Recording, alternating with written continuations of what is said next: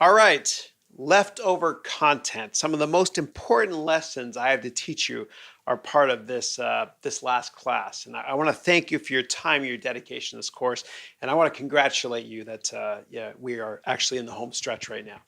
Okay, so you are here. You've made it to the end of the course. Congratulations, and thank you. Okay, so we're going to talk about leftover content, stuff that I haven't covered before that I think is very important to cover. And the first thing we're going to talk about is making a term sheet. Now, you're going to have a lawyer do all of your legal documents, but what happens is before you deal with an equity investor that's going to invest in your company, they're going to give you what's called a term sheet. And a term sheet is a non binding 10-page document that lists the basic terms. And you have to agree to it, and your investors do as well. And then once you both agree, then the lawyers create all the paperwork for the investment. And so you can actually create your own term sheet for free. And there's an amazing resource on the internet. And there's a great law firm here in the Bay Area that a lot of venture capital firms and startups deal with, and big companies, called Wilson Sonsini. And you can just do a search on the web on Wilson Sonsini term sheet maker or WSGR term sheet maker. And basically what happens is there's 47 different screens that you can walk through, right, which will help you create a term sheet. And so in this example, we'll use the Giancarlo, who's that, remember the guy from Miami, that great baseball player, the best athlete? His Giancarlo Stanton's payment systems company, his POS firm, or point of sale firm. And we're going to set it up in this example here. Please look at the screen as a Delaware corporation because it's cheaper and more beneficial from a tax perspective to do so. Then we click on the next screen and eventually it'll ask you, well, what round is this? Well, it's the A round. Okay. And then eventually after 47 screens, a PDF is created. And it lists all the terms in this hypothetical example, everything you need to know. So you can create this whole term sheet process and deal with all the complicated structures of setting up securities. Are they preferred or common or converts or all that stuff? And what happens as you walk through this wizard-driven technology, the 47 steps, the amazing thing about this term sheet creator, which is free, is that if you don't understand what a term means, you can click on it and it'll explain it to you in layman's terms. It's an awesome resource. Okay, let's move on to the most important investment you will ever make in your life. And that investment is you. Please don't ever be cheap when it comes to education. Invest in yourself. I'm a voracious reader or audiobook user. You always have time to read. And if you don't have time to sit down and physically read a book, you can join audible.com. And it's an amazing service. It's $15 a month. It's Amazon service. And basically you can listen to one awesome audiobook per month.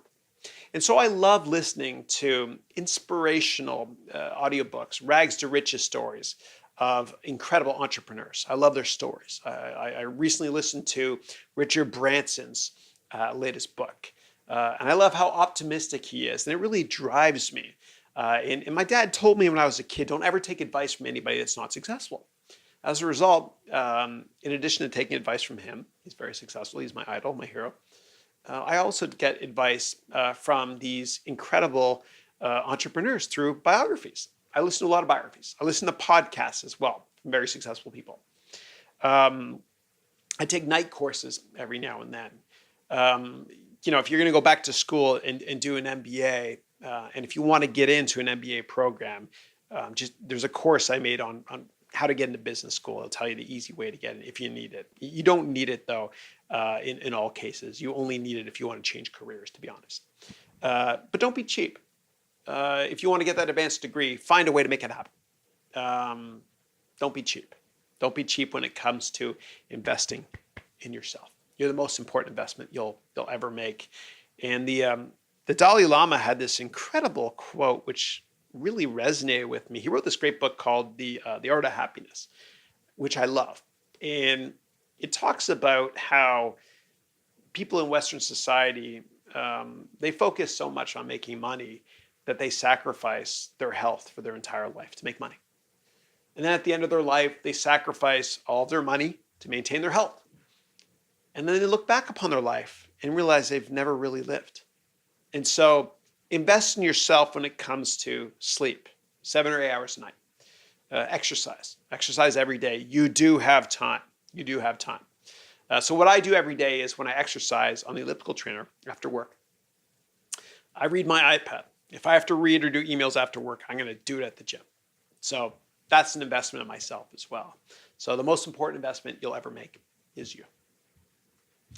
Okay, next up we got a company is only as good as its customer service. And I really believe this. If you look at Amazon, which is one of the best companies in the world, Amazon has got the best customer service ever. If you order a product and it arrives late, you can complain. Or if it never arrives, you just tell them. They'll never question you ethically. They'll just send you another product immediately in the mail. A company is only as good as its customer service is. And, I look at other great companies like Google and how transparent they are. And Salesforce as well, and how great they are with customer service and transparency. And I really admire those companies because transparency builds trust. It's an ethical issue. And so Salesforce actually has a website up which tells you in real time which one of their servers are down. Okay, it's a trust website. Google has a website, and Google has a lot of self-driving cars here in the Bay Area. There's real people behind the wheel just in case.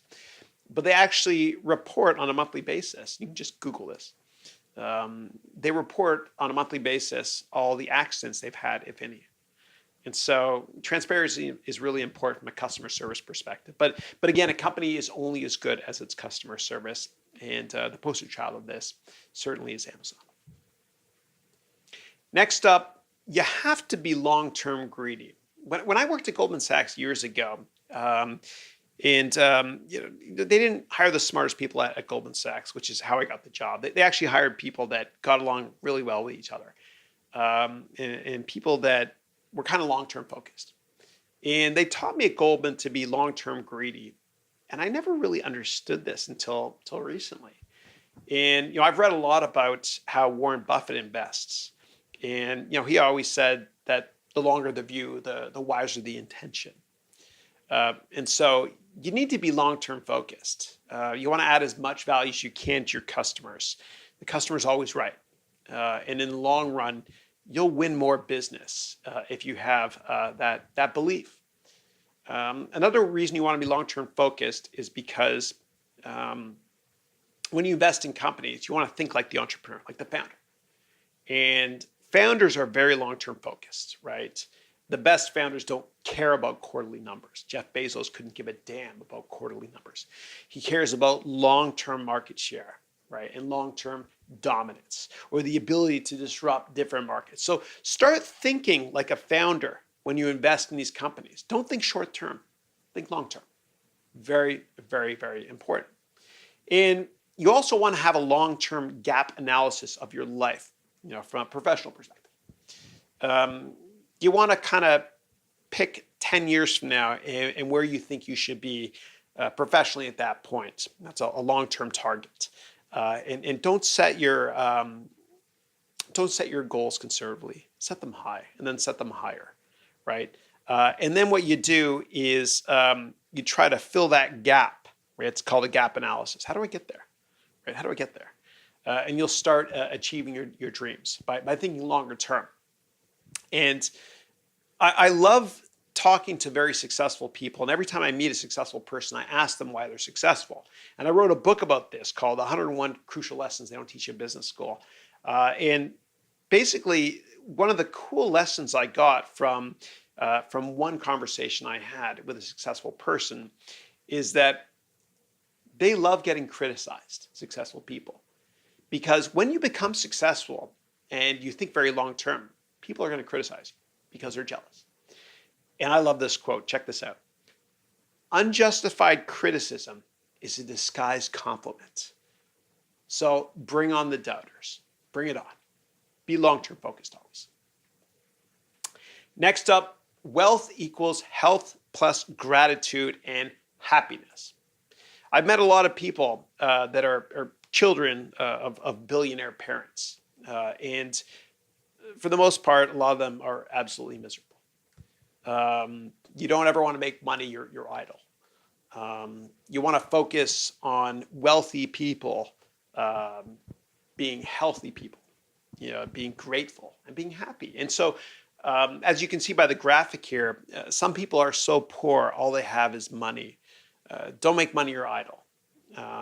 Don't do that. Don't do that. And never go into business or start a career because of money. You'll be miserable, man. It's just not worth it. Life's too short. Do what you love doing, right? Do what you love doing. Steve Jobs, he dropped out of Reed College, right? He didn't have a degree. Neither did Bill Gates, neither did Mark Zuckerberg. Degrees are not too important. They open a lot of doors for you, which is cool, whatever, from a networking perspective. But the most successful people I've ever met love what they do. They're so passionate about what they do. And it's never about the money. It never is. It never is. And if it becomes about money, then the only thing that's satisfying to those people is giving it away. Wealth equals health plus gratitude plus happiness. Turnarounds don't work in technology. We talked about this quite a bit. When a company goes into secular decline, especially in technology, the odds of the company turning around is basically 1 in a million. One turnaround in tech works per decade. And I mentioned before that IBM was a successful turnaround in the 90s. And you can read the book I mentioned by Lou Gerstner, who says elephants can't dance, on how we did it. And of course, Apple had a great turnaround last decade, only because the founder came back. But when a technology company goes into secular decline, don't chase that investment, right? Cut your losses immediately. If it's a publicly traded company, sell it, right? If you decide that that company is going to be less relevant in 5 years than it is today, sell the company, right? If you think more people are going to search using Yahoo in 5 years than Google, then you know what to do with that stock. Otherwise, do the opposite. Turnarounds don't work in technology. Success equals Apple's simplicity plus Intel's paranoia. I love this. Apple is incredibly successful because of the simplicity of its products. Remember the old days when we were using computers and we used to hit the F1 key for help? If you have to read the instructions on any product or service, then that's not a product or service worth buying. The best products are simple. Less is more with Apple products, right? And success is not just a combination of Apple's simplicity, but also Intel's paranoia. What do I mean by that? Well, Andy Grove, who was the CEO of Intel, and just a heroic icon in Silicon Valley, he wrote this amazing book. It was a masterpiece. You should read it. It's called Only the Paranoid Survive, right? And he talked about how he and his company at Intel were always very paranoid.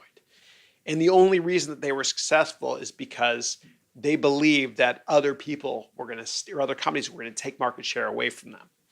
And he dealt with paranoia beautifully. You can read the book if you want more details on that. It's called Only the Paranoid Survive. But success equals Apple's simplicity plus Intel's paranoia. I love that. Superb marketing beats great products. Okay, and there's the great Muhammad Ali, who is the best self-promoter in history. Love that guy. And you'll see a couple of icons on his hands there of great companies that had amazing marketing campaigns historically. Microsoft had great marketing campaigns before the founder left, when Bill Gates was still there. And then, Phil Knight at Nike had incredible marketing as well. And the same can be said for Apple, of course, now. And so the best companies are not the ones with the best products, right? Usually it's the ones with the best marketing. So I'll give you a great example. So there was the head of sales and marketing at Microsoft years ago, a guy named Steve Ballmer, who eventually became CEO. And he worked for Bill Gates at Microsoft. And in between Harvard and Stanford Business School, where he dropped out, I think, he worked at Procter & Gamble. And he was a product manager on the Duncan Hines cake mix box, which you can see in the picture in front of you there. And he basically took that product from number 3 in market share to number 1 in the world market share, Duncan Hines, when he worked at Procter & Gamble. And the way he did it was he used marketing tactics. He made the box bigger than the competition. And so if you buy Duncan Hines cake mix today, you'll realize that half the box is empty, right? It's just marketing. And interestingly enough, Microsoft Windows dominated in the 80s and 90s because they had great marketing. That was one of the reasons. In fact, if you look at the size of a Windows 1.0 box or Windows 3.1 or Windows 95 or Windows 98 or Windows Millennium, all those boxes were the same size as the Duncan Hines cake mix box. So superb marketing beats great products. And Nike kicked ass with marketing back in the 80s. I don't know if they had the best products, but they had superb marketing. Remember the Bo Knows baseball, the Bo Knows golf, Bo Knows hockey campaign. Loved it. Superb marketing always beats great products. Less is more in business. We've covered this one over and over and over again. But one of Abraham Lincoln's early speeches, which you can see written behind him on the wall, was only a couple hundred words. And in business, in this day and age, Twitter is very successful because you can say a lot in as few words as possible. And so less is more in business always. Try to think of it this way. When you write an email to somebody or a text, try to pretend that each word you write costs you $100. Now, with that in mind, you'll make sure that less is more when you communicate. Timing is crucial in business as well. And this is the last time I promise I'll mention Wayne Gretzky, who's the greatest athlete in history, greatest hockey player ever. I'm Canadian, of course, I have to say that. But we loved Wayne Gretzky growing up. And I'm going to repeat a quote of his, which I mentioned earlier on this course, which is, Wayne Gretzky was very successful because he didn't skate to where the puck is. Rather, he skated to where the puck is going to be. He had the foresight of knowing the right timing. And so if you're a technology company, for example, and you time the market wrong, you can destroy a lot of shareholder value. Apple's a great company, but they were way too early with the Newton, a couple of years too early. And then Palm Pilot took off. Another great example of this is YouTube. When Yahoo bought broadcast.com from Mark Cuban for about, $4 or $5 billion, whatever it was, in the late 90s, that could have been YouTube for Yahoo, but they were too early. Yahoo also spent a lot of money on a company called GeoCities at that same time. That was a social networking site. That could have been Facebook, but their timing was off. And so I've had the privilege and opportunity to have Andy Bechtolsheim as a keynote speaker at a couple of my venture capital events. And Andy, for those of you that don't know of him, is probably the most successful entrepreneur in the history of Silicon Valley. He was the first employee at Sun Microsystems. He was one of the founders of Arista.